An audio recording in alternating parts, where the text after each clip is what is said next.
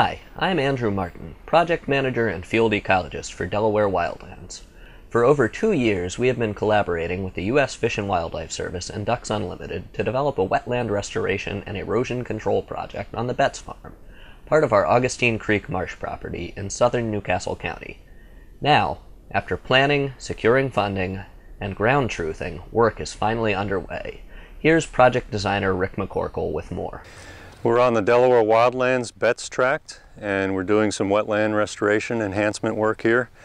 This area has been in agriculture for many decades, but the soils where we're standing are partially hydric or in some places completely hydric. So at one time there were wetlands here, and we had a drainage swale here and another one over there, so we're basically interrupting those drainage swales.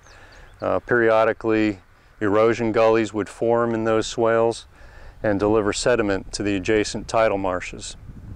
So we're also helping water quality by reducing the amount of sediment getting into the marshes by creating these or restoring these wetlands that will capture that runoff and prevent those erosion gullies from forming.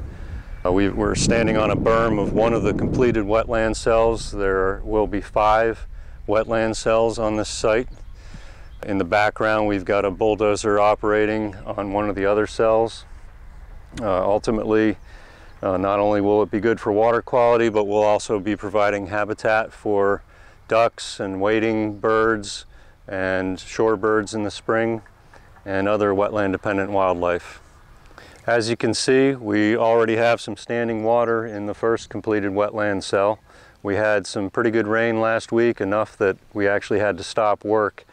But then we had a very dry weekend, a hot weekend, and yet we still have some standing water here, so we feel pretty good about that.